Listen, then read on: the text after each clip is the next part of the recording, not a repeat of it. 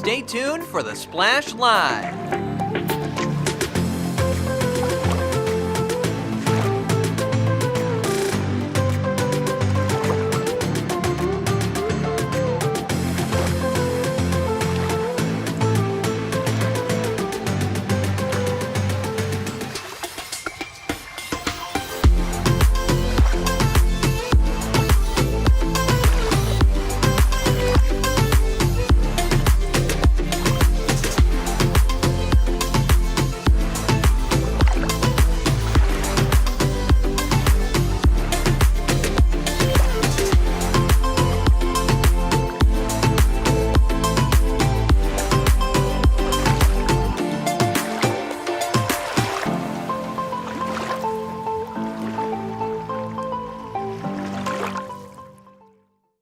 It's time for the Splash Live from Civic Center TV, featuring stories from and about people like you in the Greater West Bloomfield area.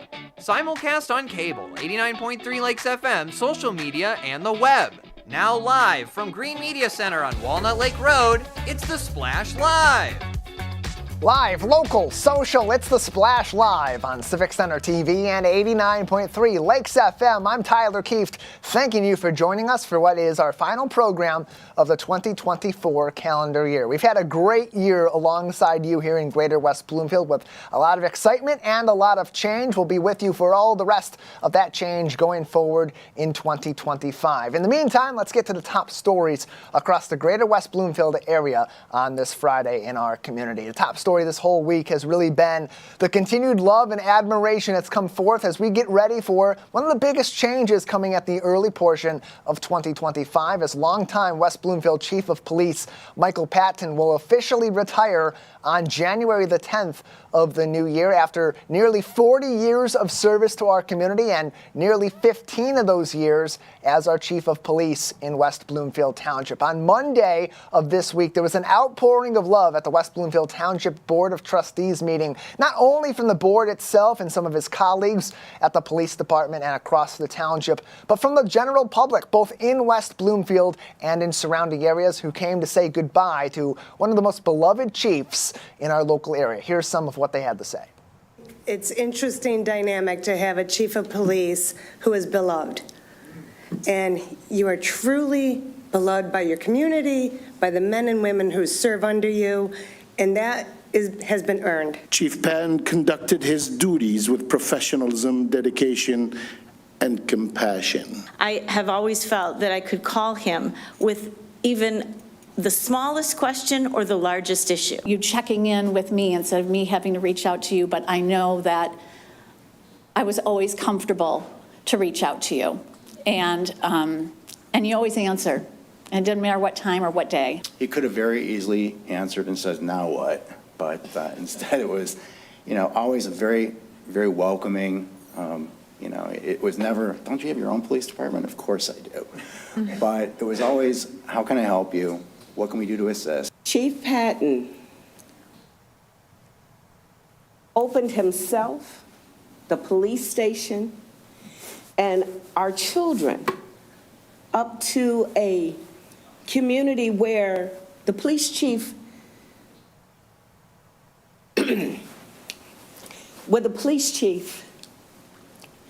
showed concern.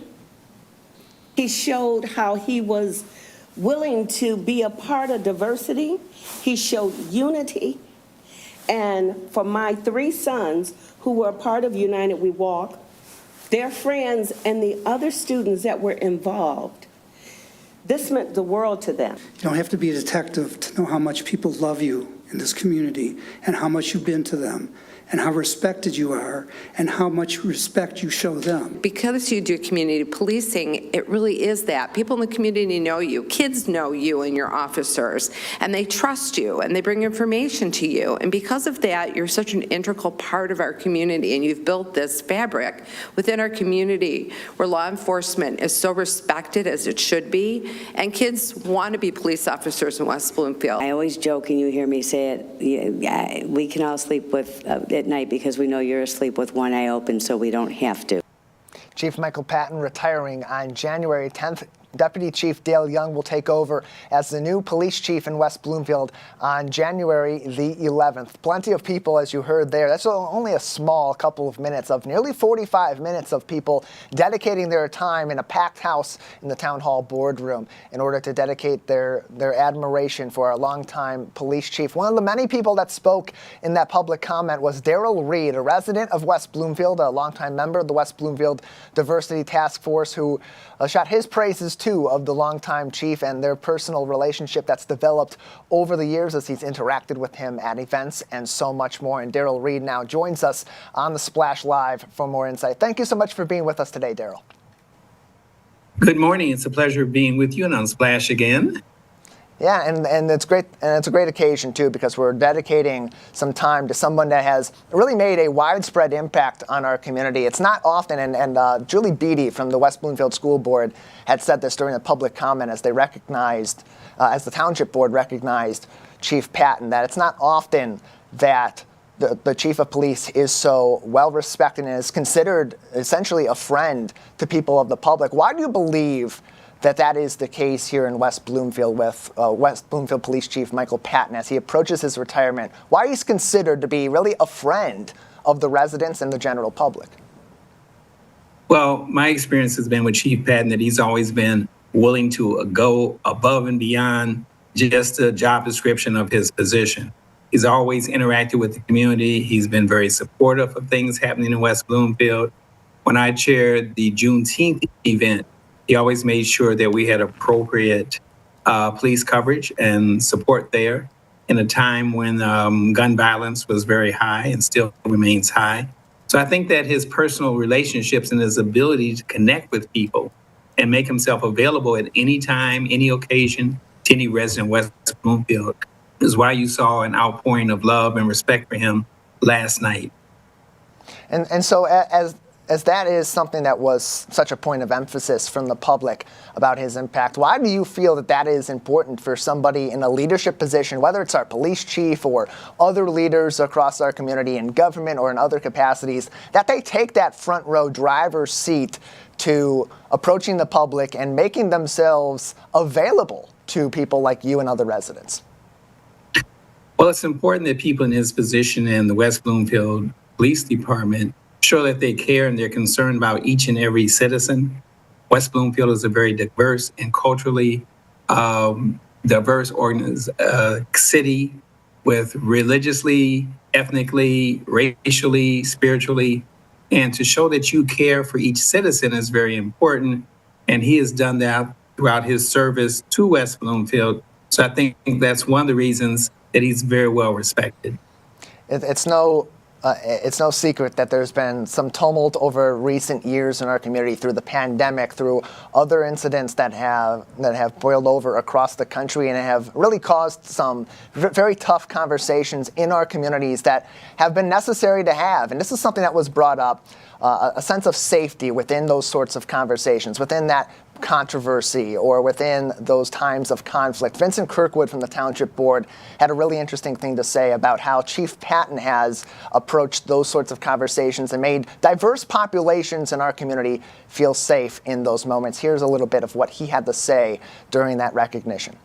I want to kind of talk about the culture of the law enforcement within West Bloomfield.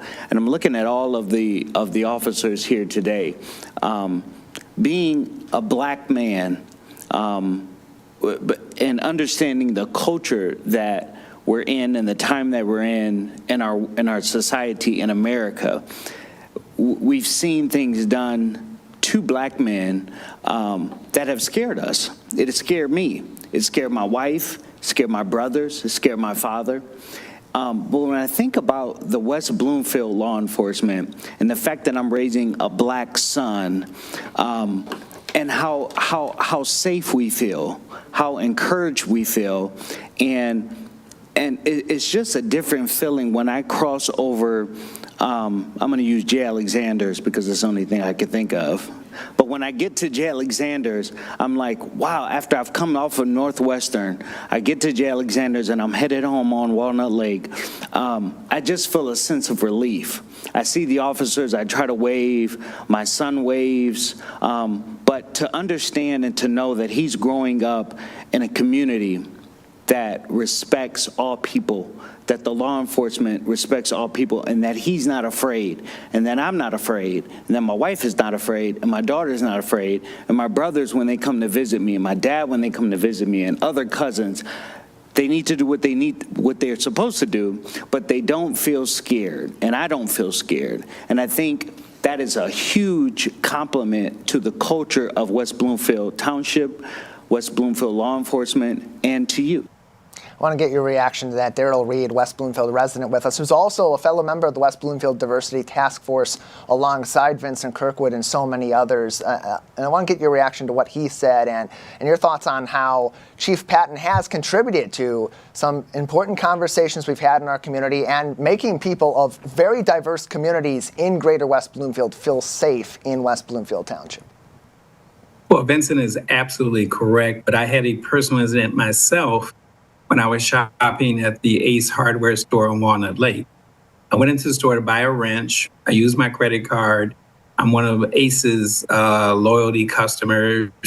And I left the store and I was sitting in my car in the parking lot using my cell phone because it's illegal to drive and use your cell phone handheld. All of a sudden, 2 police cars pulled up from West Bloomfield. 3 armed officers got out and approached my car. Especially since this was during the George Floyd incident, I was very concerned.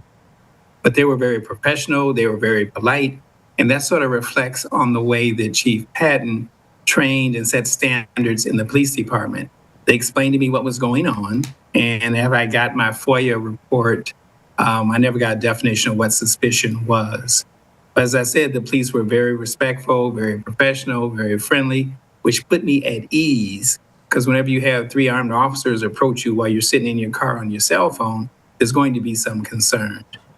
Also, Chief Patton was willing to meet with me. And thanks to Terry Weingarten, our treasurer, who helped facilitate that meeting, just shows you how Chief Patton was willing to go above and beyond what was required of him to do to help put me at ease as a citizen of West Bloomfield. And to this day, I don't shop at that Ace Hardware store on Walnut Lake. That's just one example of how I respect the police department and the work that, Chief Patton has done while he was chief of police in West Bloomfield. Yeah, and it does show that there is that dedication after the fact to make sure that everybody involved understands what went on, what may have gone wrong, what could have been done differently, and ultimately brings it to a peaceful resolution. Daryl, before we let you go, I want to get your lasting thoughts on what you believe the lasting impact of Chief Michael Patton will be on the Greater West Bloomfield community. Well, he's going to be greatly missed, I think, by everyone who's a resident in West Bloomfield who has gotten a chance to meet with him or know him or see how he operates and ran the police department. He has the most respect. People appreciate him. They love him. Some of the stories that came out last night about the things that he has done to help people, which are those things that are never told in public. He just does what's important to him, what he thinks is the right thing to do, and he's respected for doing that. It's been a pleasure meeting him and knowing him and working with him. And Daryl, it's been a pleasure also to reflect on his impact on our community with you as well today. Thank you so much for your time, sir. Thank you. I appreciate that. Always appreciate talking to residents from our community about how the different areas and different leaders in our community have impacted their lives. And as we reflect on the storied career of Chief Michael Patton, it's those personal stories like what Daryl told us and so many others spoke of at the West Bloomfield Township Board's recent meeting that really tell you why Chief Patton is so beloved in the Greater West Bloomfield community at large.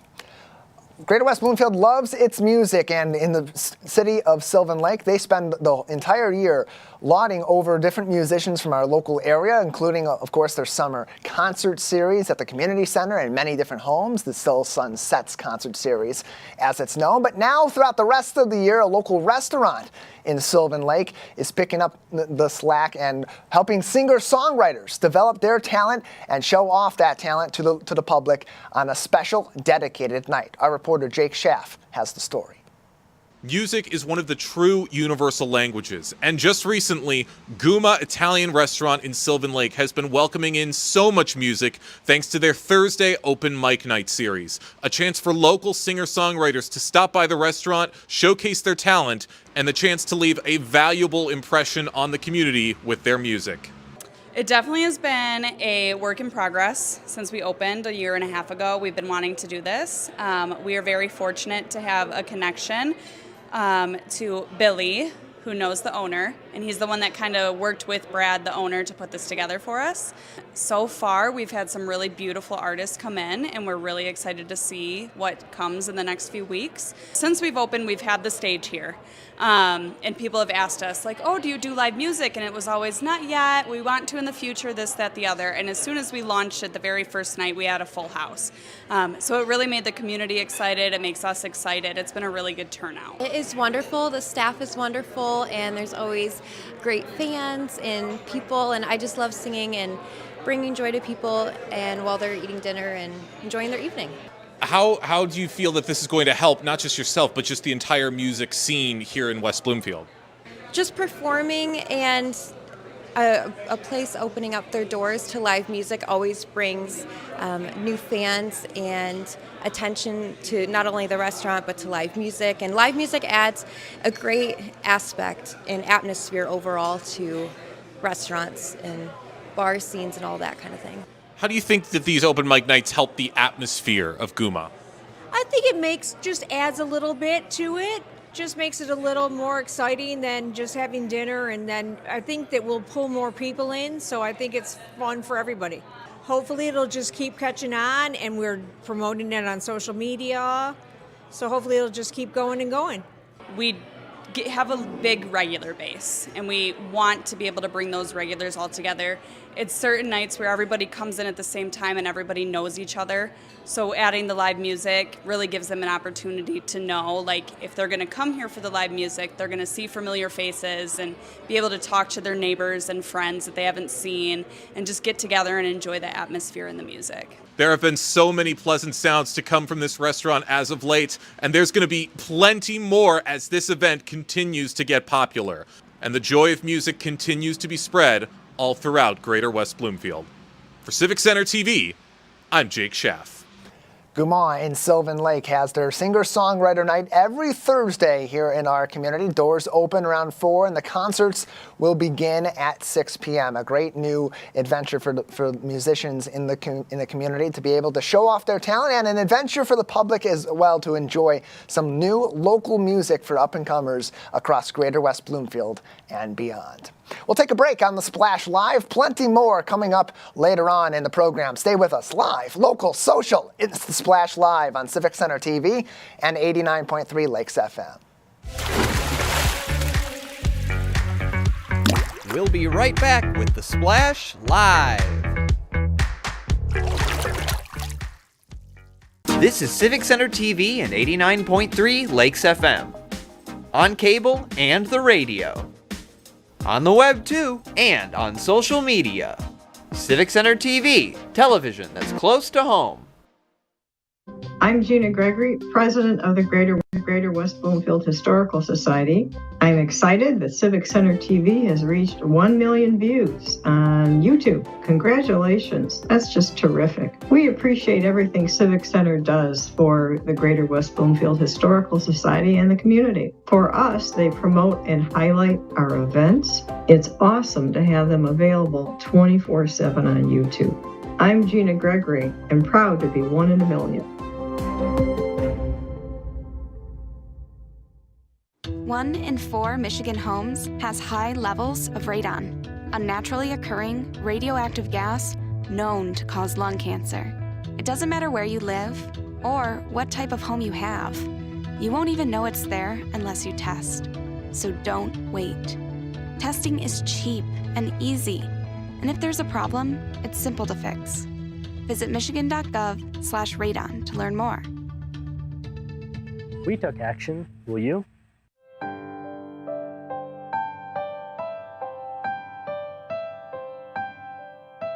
What people are watching in Kego Harbor. Civic Center TV and 89.3 Lakes FM.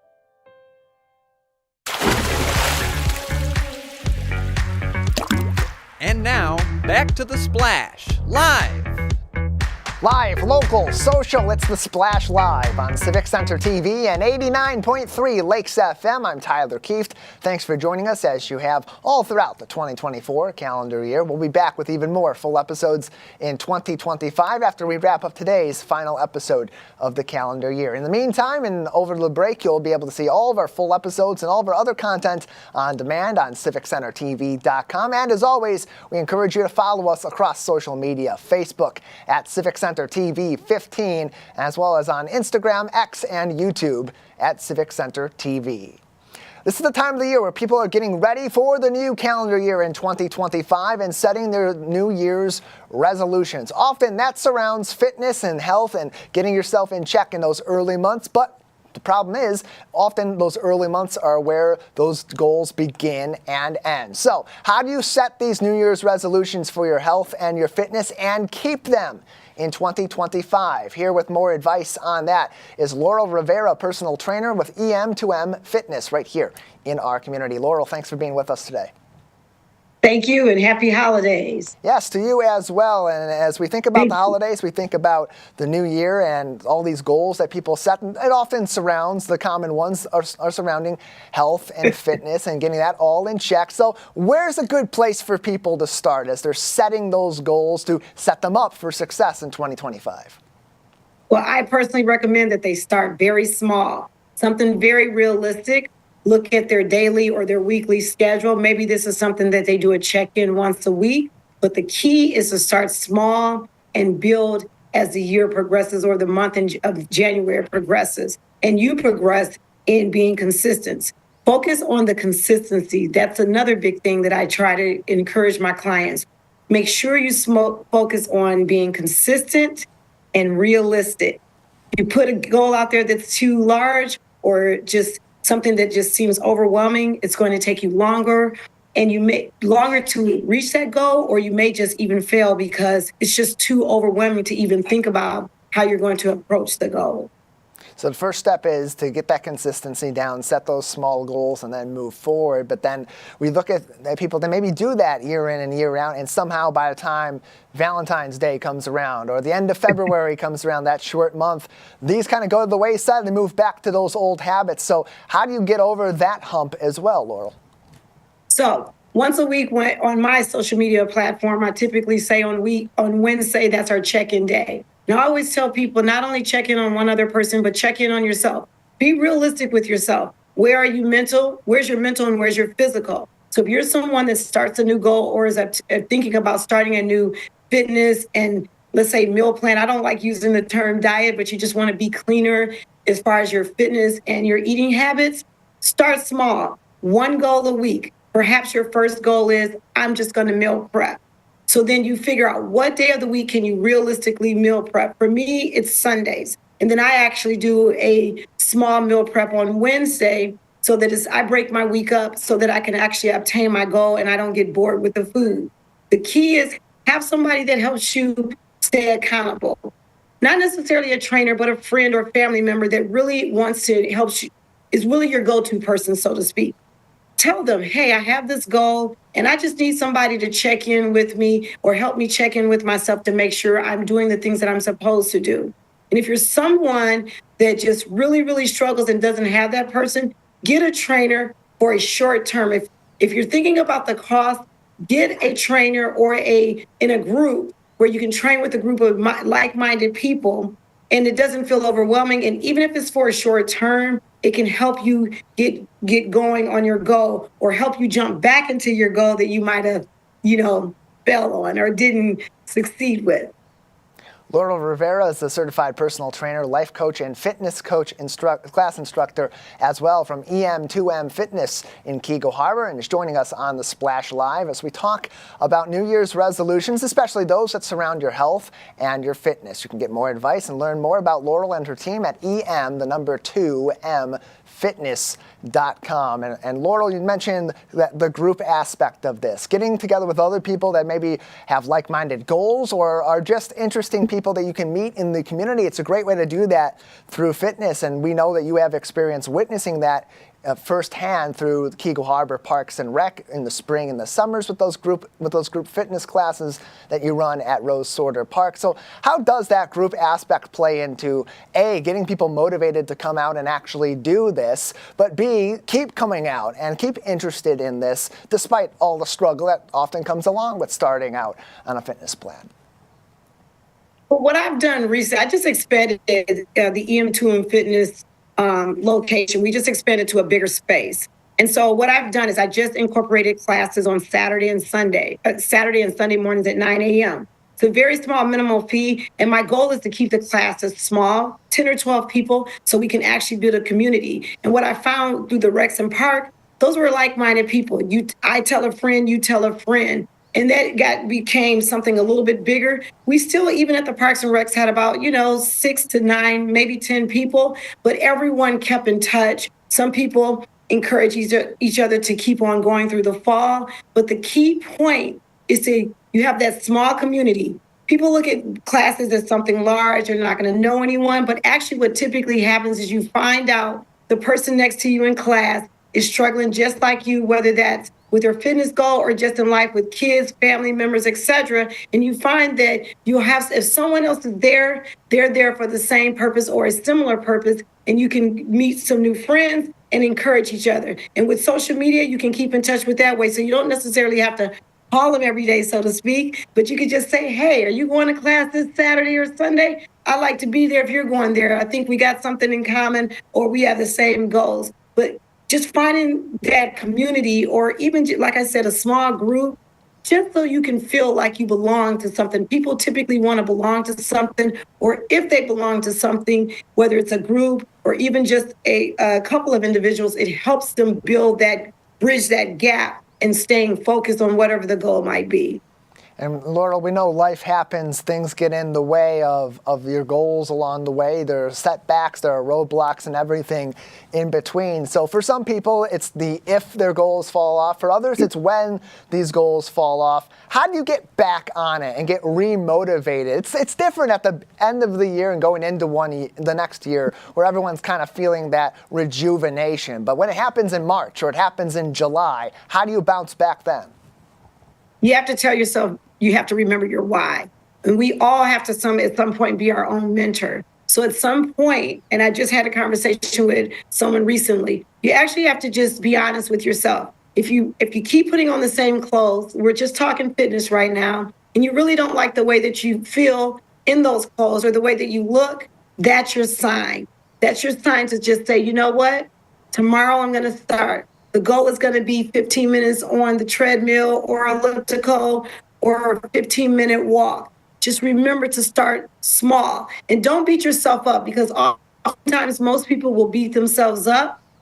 You just get back on. I tell everyone, especially during the holidays, it's really tough. Don't worry about the fail of today. Worry about the success of tomorrow. So if you ate bad today, tomorrow morning you wake up, it's a brand new day. That means a fresh opportunity, whether it's a week, month, year. It's a fresh opportunity. If you fall off the wagon, dust yourself off, get back on, but make sure you keep the goals small, realistic, so you're not overwhelming yourself. That is the key. Just get back up and try again. We taught our kids that, so we have to be our own mentor as well. More information on EM2MFitness.com. Laurel Rivera with us from EM2M Fitness as we approach the end of 2024, the beginning of 2025, and how to keep those goals and set the right ones so that you have success with your resolutions in the 2025 calendar year. Laurel, before we let you go, any last advice on anything that we haven't spoken on just yet that may be helpful in this way for people across Greater West Bloomfield? Yes, remember your why. With anything you do, remember your why. It's you versus you. There's not a competition. You are who you are. Your fitness goal, whatever that might be, or any New Year's resolution is for you. When we take care of ourselves and fill our own cup up, then we can fill other cups up. It's important to fill your cup up. Fitness, eating clean, being well, self-care, that's all incorporated. And the goal is to be whole. So whatever you choose to do, just make sure it's something that makes you feel happy and bring you peace. And that's even with fitness. And that's ultimately what those resolutions are all about, improving your quality of life and improving your happiness as you move in to a new era and turn the page on one year and into the next. Laurel, thank you so much for your advice today. Thank you for having me. We're talking with Laurel Rivera from Kego Harbor's EM2M Fitness. More information on their website, em2mfitness.com. Close to home in Greater West Bloomfield, over at West Bloomfield High School, a special group of individuals has been getting together every day, 6 days a week in some cases, at the high school for a daily walk. A group that began 40 years ago has brought gentlemen together to connect with each other and their community. Here's what they had to say to me. Well, being together, it is important. And we are joining together and we are communicating together. So it is a friendship. Part of it is just so we have people to talk to and keep that going. And we make an effort to do that because it is encouragement. I look forward to it. I've known these guys for a long time. And as long as we are able physically to get here, I continue to be looking forward to it. The walkers have also become a beloved part of the high school community, drawing the love and admiration of Laker Nation. We've welcomed our walkers in our building for much longer than I've been here, and their interactions with our community, our staff, our students have always been positive. They're really a fabric of what we do here in the school. We have a bond now. We have a relationship with each other. It's great. Every time they come, hi Rita, hi Rita. That, spark conversation. It's awesome just to interact with them guys every day. I appreciate the fact that we are able to get into the school. We also spend some time talking to the teachers, the custodians. We see people like you, like we've talked to you, and so you get a smile and talk. The school is a good place, and people are nice, and the exercise is beneficial to me and to them as well, and I think all of us enjoy doing it. These friendships have extended beyond their up to 6 days per week trek around this school. Not just a group, but more of an extended family that cares for one another. It is important when we have a problem, we can get help from anyone, and this is very important, especially that we are getting older. Oh, just getting the information from each other about what activities we've had and how things are going with our lives, and discuss it either from a humorous point of view or serious point. Their relationships and their positive attitude provides a sense of inspiration, both to each other and to their beloved Laker community. I would love to see this continue for as long as our school is upright. Whether it's them or new friends that join them, and to keep it open for our community. Just keep up the good work. Don't stop. No, don't stop. They've been meeting at this high school for over 40 years. It started out as a community education class, and after that class eventually shut down because of lower enrollment and costs, they were able to keep themselves together for years going forward. And sometimes it's just those 3 gentlemen we talked to in that story, and others it's upwards of 6 or 7 of them that are there. And they mentioned the story talking to me in the high school, and I've been over there during the fall season for filming This Week in Laker Football. We don't not normally plan to have that with a live audience, but you get around that time of the afternoon, they're walking around the school cheering on their football team and cheering on the students and create a great welcoming environment that they add to over at West Bloomfield High School. Hopefully we'll see them plenty more times going in to 2025. Close to home, as you're wrapping up your holiday shopping and maybe considering giving to charities and nonprofits this season, others are hunting for your personal information and to steal your hard-earned money through holiday and charity scams. So what do you need to know to scope these out, to avoid them, and to help yourself if you do fall victim to one of these scams? Here to tell us more and give us some very helpful advice for the end of the year and the holiday season is Nakia Mills from the Better Business Bureau serving Detroit and Eastern Michigan. Nakia, thank you so much for being with us. Thank you so much for having me. Happy to have you with us to talk about this. It's an important topic as shoppers in our local area in Greater West Bloomfield are going out to our local malls to do their last-minute shopping, are looking for charities to give their money to donate at the end of the year, maybe to help out a little bit during tax season. But there's so much opportunity given that a lot of what people are doing nowadays during this season is online for their information to be out there. So what are some of the common ways that we can start off talking about that people often encounter holiday scams and charity scams this time of year? Right, especially ever since Giving Tuesday, the charity scams, this time of year, we have it in our hearts. We want to give back to those who are less fortunate. But like you said in your intro, scammers also know this. So they try to do little tricks, to get us to give to their fake charities. So they'll use maybe an acronym that's similar to a charity you're familiar with, or they might use, these emotional photos of very sad looking children that desperately need help. But you always want to pay attention to the details. And especially if you see, a post on social media or someone's inboxing you to give. And even sometimes when people create, those crowdfunding charities, you want to really read the fine print, see where it says that money is going. Make sure that a significant percentage is actually going to the charity and not just to someone's pocket who just made a fake account basically to steal your money. And that's what's interesting too, is because these are being seen on social media, or they're in your email inbox, or even to some of the more elaborate scams on the charity scam side. They've made entire websites that tell these harrowing stories. They include the pictures. They look so realistic. So from a consumer's standpoint, what should they be looking out for that maybe raises an eyebrow? Some alarm bells go off and they start to question the legitimacy of these so-called organizations. So you're going to hear me probably say this a lot in this conversation. The first thing you want to do is slow down.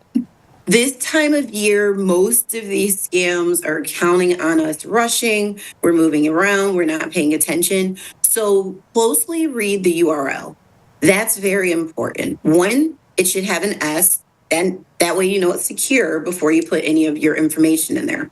Also in that URL, make sure it's really the exact letters. What we see a lot is the letter O, a scammer will change that to a 0. It looks very similar. It takes a lot of patience for us to notice that difference. Or maybe it has the letter L. The scammer might use an I. Again, they look so similar. So you just really want to slow down, do some reading, go find their, terms and conditions, find their privacy policy. How are they using your information? Mostly you'll notice this site is going to be missing something. Real charities have all sorts of information. They have impact reports. There's so many details that you can read about how they're using your funds. So these scammers, you start noticing it's not as much detail. It's a little bit more vague and more about just tugging at your heartstring with no meat. And then on the consumer side, as people are doing their shopping, it's, I'd imagine, very similar warning signs that they'd see on maybe some of these independent shopping sites, or those that are designed to look like some of the big box retailers or online sellers as well. So in those cases, what are maybe some of the differences that people should be looking out for on the consumer end of these scams versus those that are targeting people giving to charities and nonprofits? Some of them, like you said, are very similar. No matter what you're doing on any website, you want to make sure it's secure. You want to make sure you're really at the URL you thought you were going to. Those, regardless, always remember that. But also, when it comes to these types, you want to also, what is the refund policy? Do they list one? A lot of these imposter sites, that's kind of where they fail. They won't really list it, or it'll be quite vague. Do they have a physical address listed? Real businesses have some sort of address, but a lot of scammers forget that part or leave that part out, and they don't really list any sort of address. You might not see any contact information. So a lot of times we get reports that, and it ties into this, so I'll bring up misleading social media ads, because a lot of times people get to the imposter site because it started with some pop-up banner, or maybe they saw a post of something too good to be true on social media. You know, we all want that last minute item for our family members or friends that we can't find in any store. The scammers know that, so they post about it and you think, yay, I finally got my item. And then you end up, you know, with this imposter site. So those two tend to go hand in hand. So first I say be careful online what you're clicking and try to just go directly to the trusted sites you know. And so then you never even end up being led to an imposter site in the first place. But if you do end up on that site, read the fine print, make sure you understand their policies. Really great advice from Nakia Mills with the Better Business Bureau of Detroit and Eastern Michigan. Their BBB Naughty List, 12 Scams of the Holidays, is a great article they have on their website as we speak at bbb.org. You can also follow along with them this holiday season on their social media. It is a legitimate social media page, unlike those we're talking about with Nakia. This Facebook page for the Better Business Bureau at MyBBB on Facebook. Nakia, as we're thinking about social media and the web nowadays, the fear is not only that you make a bad purchase from a nefarious site and it steals your money, or that you give to a scam, bogus charity. It's that even clicking through some of these links could end up putting your info at risk. And not all these scammers are after your money. They're after opportunities to use your information for long-term financial gain. So in that regard, what should people be aware of, and what steps can people take to protect their personal info this season? Yeah, so I know a lot of us, you know, nowadays, we want attention on social media. But one thing you should do first and foremost, very basic, set your privacy settings. Do you really need your account to be public? Unless you know you're a rock star or something, make sure that only your friends can see your information. So that's a helpful way to start and limit who's able to even contact you and see all those details you share in the first place. And then once you have that set up, you want to make sure when you're scrolling around, you know, that you're not clicking on something just because it seems like some special offer or that great thing you need or some wonderful opportunity that, you know, you just never have heard of anywhere else. So you also want to watch, you know, for people a lot now, they'll, you know, pretend they'll save your friend or family member's picture and then they'll reach out to you in an inbox and tell you that they can help you get something or try to get money from you. So just be very careful on social media. And if you know your friend already had an account and you're suddenly getting another friend request for that same person, you know, call, check with them, ask them, are you really making a new page? Because this is a good way scammers will try to trick you into giving them your information. You think it's your friend.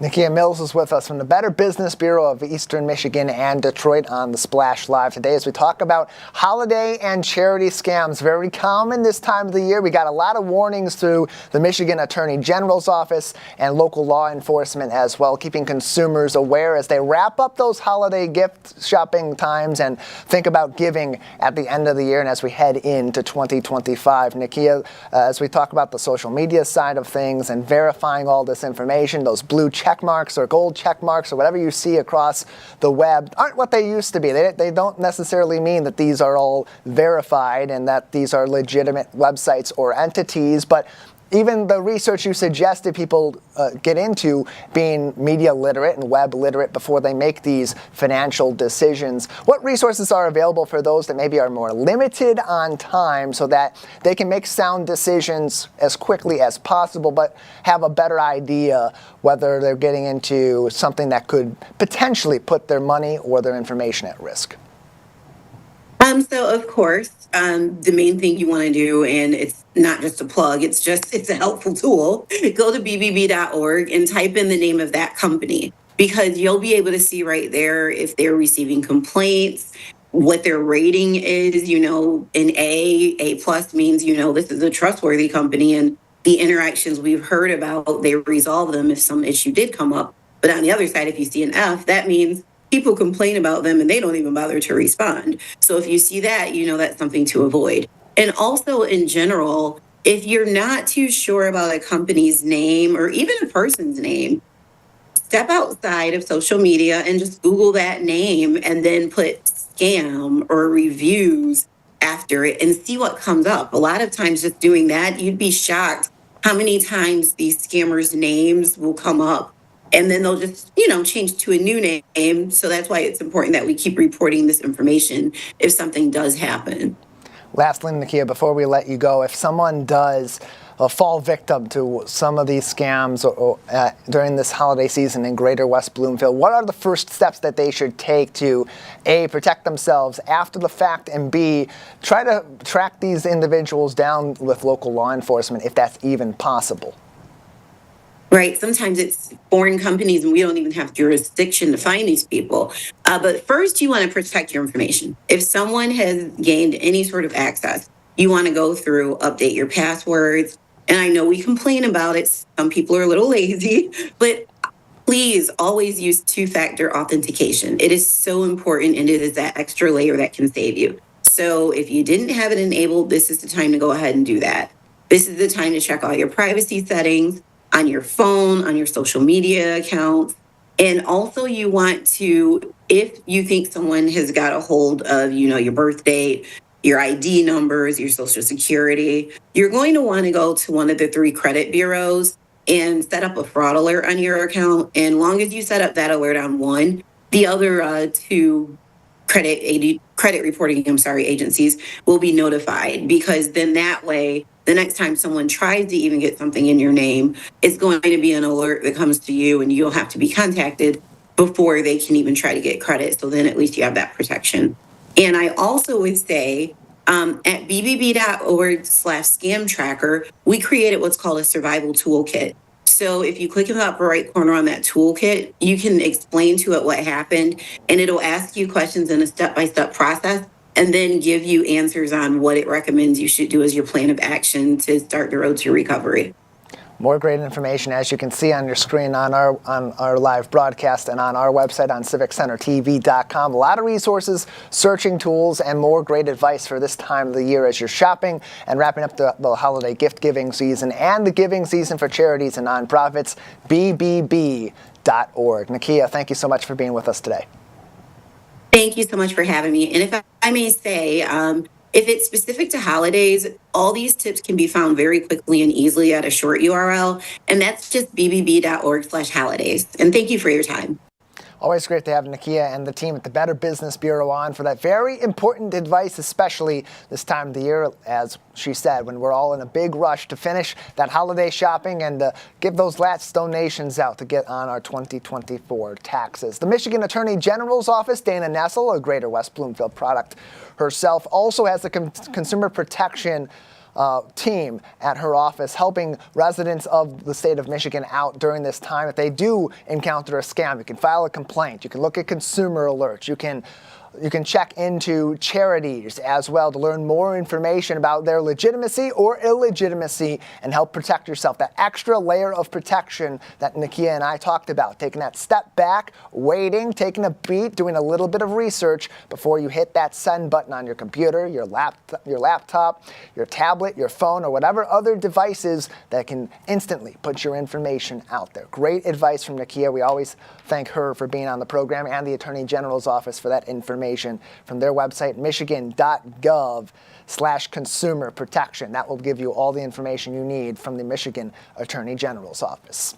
Close to home, as we celebrate the holidays, someone in Sylvan Lake is a staple of many people's holiday occasions with the kids. Serving as, essentially, Sylvan Lake's go-to Santa Claus is Larry Jack, and he joins us now on the Splash Live to tell us even more about how this all started and why he loves doing this during the holiday season. Larry, thank you so much for bearing with us as we spent a few extra minutes helping to get you ready, and now you're with us to tell us more about your Santa Claus story.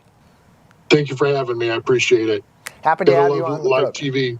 Yeah, it's always an adventure with us on live television. Sometimes technology will get in the way, but hey, we've persevered, and we have you joining us now to tell us all about your experiences as being sort of Sylvan Lake's go-to Santa Claus. And for you personally, how does it feel to be part of these cherished holiday memories for so many individuals and families in your city? Well, I'm very blessed to be in such a great lake community. We have great neighbors and friends here in the city. So many different things going around, happening all year round. and it brings me joy to become a Santa for just a few moments or a few gigs, so to speak. And so take us a little bit back in time. Where did this begin with you being a Santa Claus, not only just maybe at some family gatherings or with your friends, but kind of someone that a lot of people in the prettiest little city in Michigan will look to as their go-to Santa Claus this season?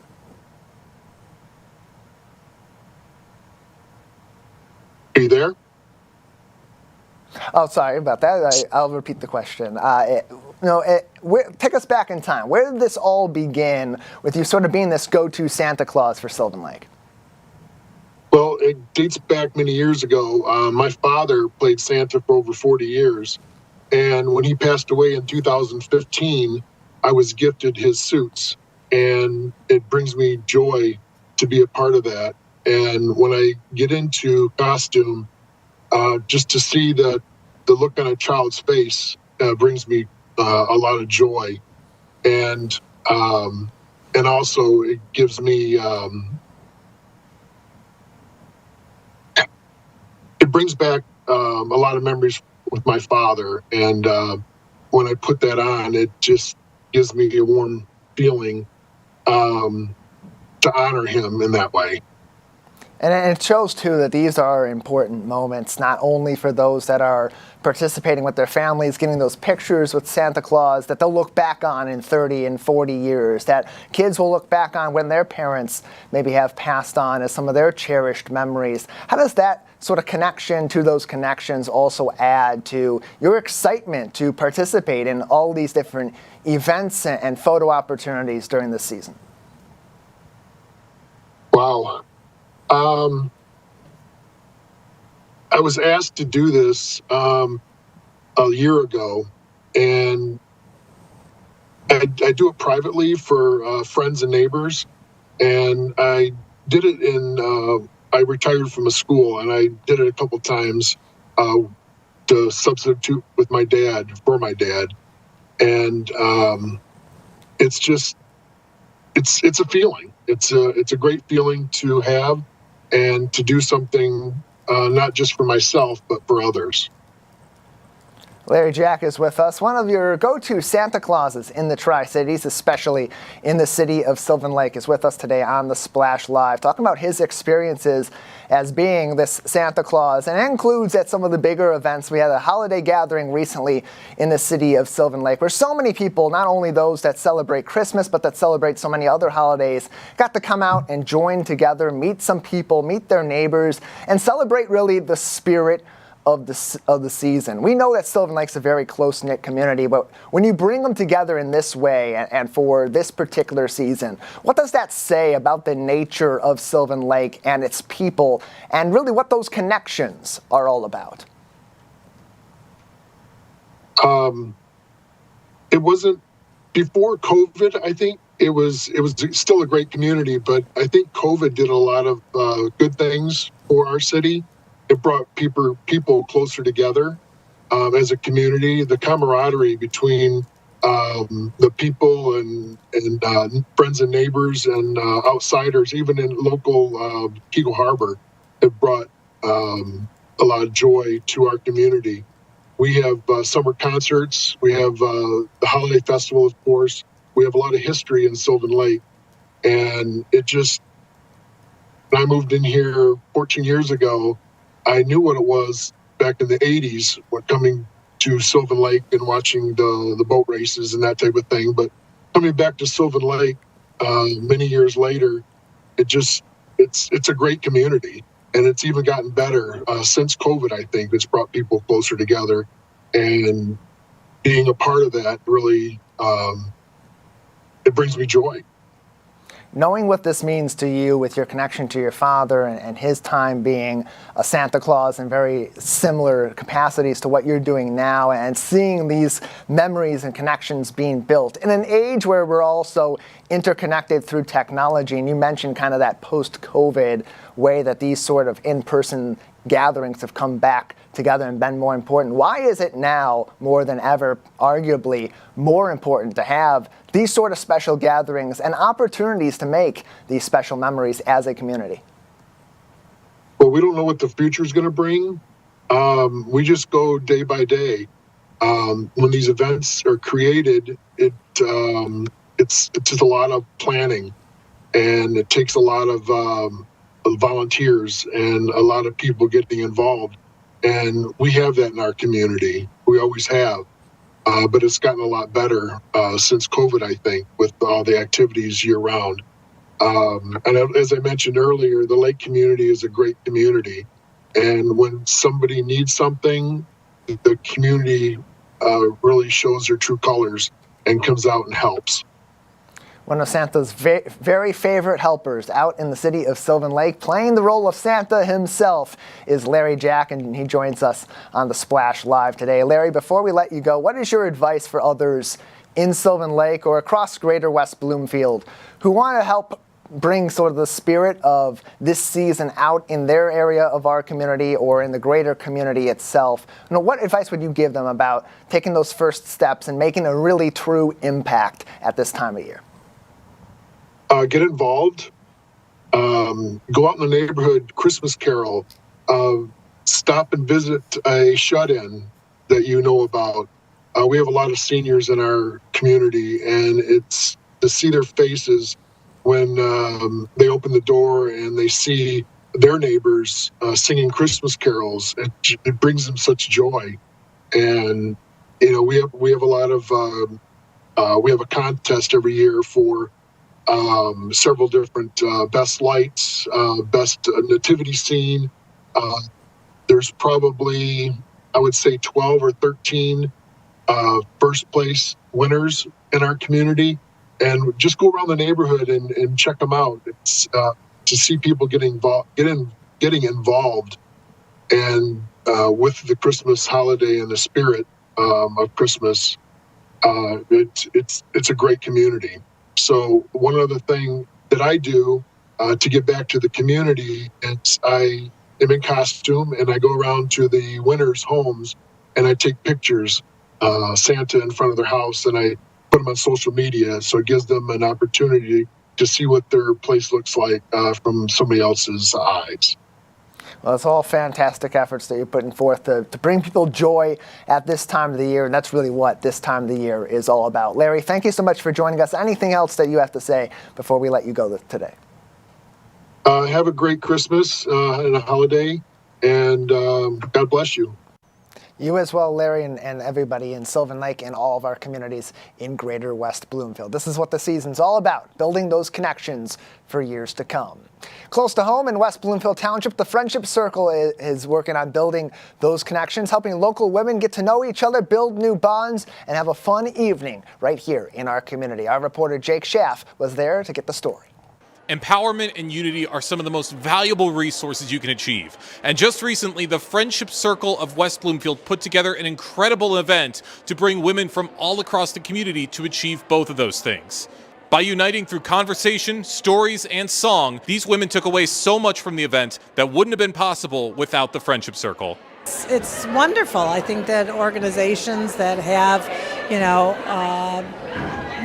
female groups, women's studies, I think that it's very rewarding, and it's kind of a small community within our big community, and it's great to learn. I'm always looking for different activities for women. I'm a working woman, and so I always want to connect with other people.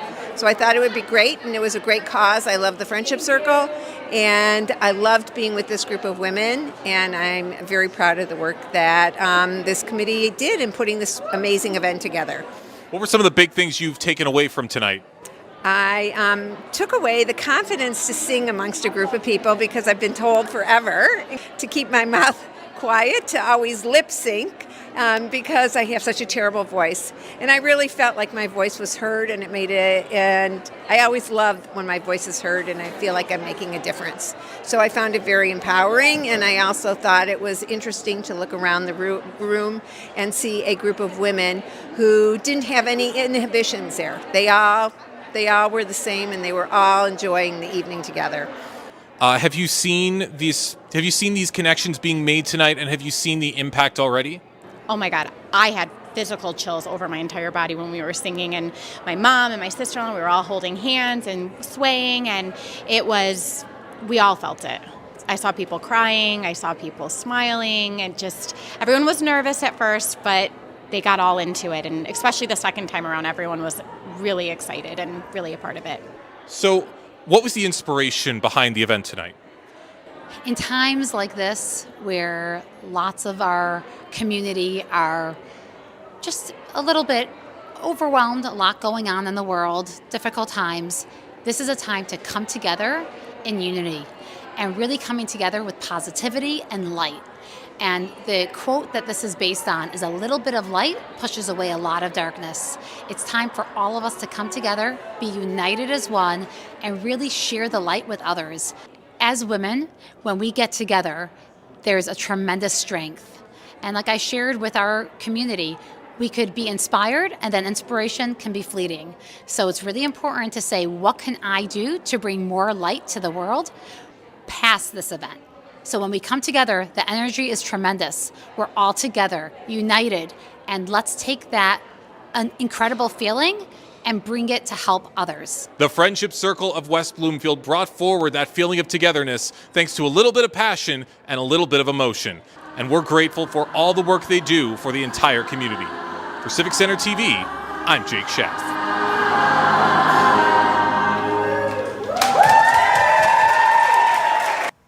Appreciate the report, Jake, and appreciate the work of our entire team all throughout this 2024 calendar year, from Jake Schaff and Kevin McIntosh to others out in the field like Peyton Skyver, and of course at Master Control like Calvin Brown, Ryan Younglove, and so many others. That is going to do it for our episodes of the Splash Live in 2024. We're going to take a little bit of a break at the end of the year. In the meantime, we'll be playing some of your favorite programs on Civic Center TV and 89.3 Lakes FM. Here's wishing you and yours a happy holidays and thanking you for tuning in live, local, social. It's the Splash Live on Civic Center TV and 89.3 Lakes FM.